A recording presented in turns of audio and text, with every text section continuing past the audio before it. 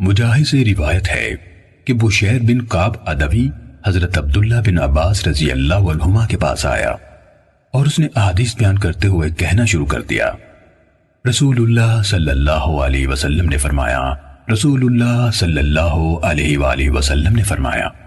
حضرت ابن عباس رضی اللہ عنہما نے یہ رویہ رکھا کہ نہ اس کو دھیان سے سنتے تھے نہ اس کی طرف دیکھتے تھے۔ وہ کہنے لگا، اے ابن عباس، میرے ساتھ کیا معاملہ ہے؟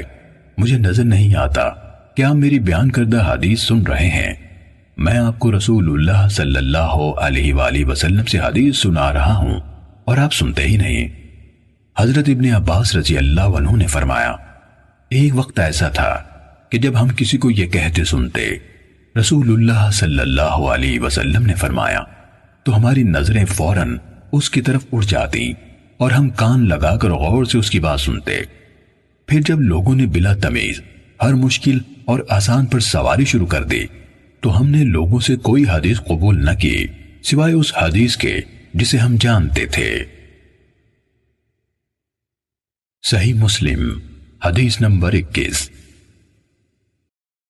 ابن ابی ملائکہ سے روایت ہے، کہا، میں نے حضرت عبداللہ بن عباس رضی اللہ عنہما کی طرف لکھا اور ان سے درخواست کی کہ وہ میرے لیے ایک کتاب لکھیں اور جن باتوں کی صحت میں مقال ہو یا جو نہ لکھنے کی ہوں وہ باتیں مجھ سے چھپا لیں۔ انہوں نے فرمایا، لڑکا خالص احادیث کا طلبکار ہے، میں اس کے لیے حدیث سے متعلق تمام معاملات میں صحیح کا انتخاب کروں گا اور موضوع اور گھڑی ہوئی احادیث کو ہٹا دوں گا۔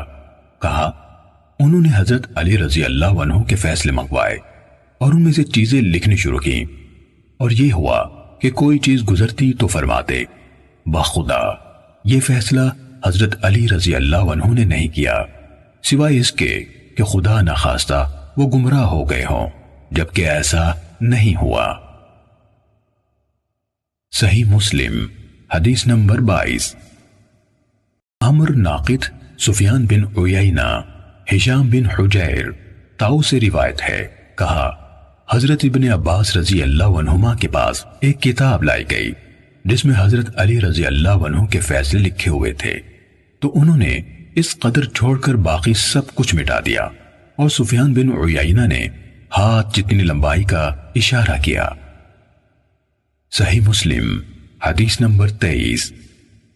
حسن بن علی حلوانی، یحییٰ بن آدم، ابن ادریس، اعمش، ابو اسحاق سے روایت ہے، کہا، جب بظاہر حضرت علی رضی اللہ عنہ کا نام لینے والے لوگوں نے حضرت علی رضی اللہ عنہ کے بعد ان کے نام پر یہ چیزیں ایجاد کر لی تو ان کے ساتھیوں میں سے ایک شخص نے کہا، اللہ ان لوگوں کو قتل کرے، انہوں نے کیسا عظیم الشان علم بگاڑ دیا۔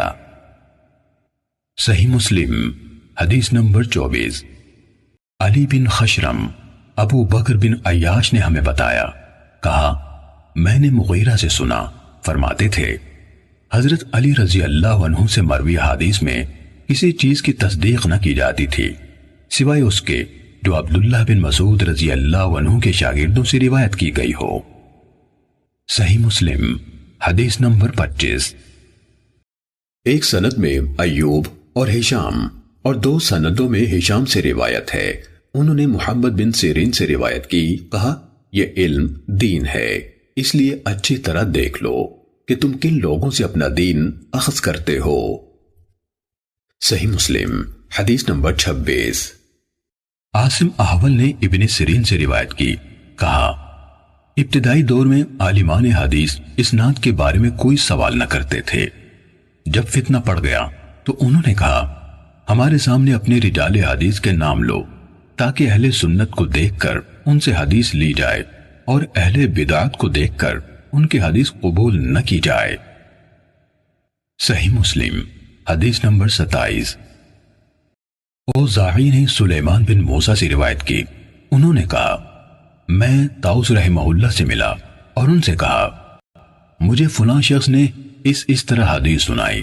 انہوں نے کہا، اگر تمہارے صاحب یعنی استاد پوری طرح قابل اعتماد ہیں تو ان سے اخذ کر لو۔ صحیح مسلم حدیث نمبر 28۔ سعید بن عبدالعزیز نے سلیمان بن موسیٰ سے روایت کی، انہوں نے کہا، میں نے طاؤس رحمہ اللہ سے عرض کی، فلاں نے ان الفاظ سے مجھے حدیث سنائی۔ انہوں نے کہا، اگر تمہارے صاحب ثقاہت میں بھرپور ہیں تو ان سے اخذ کر لو۔ صحیح مسلم حدیث نمبر 29۔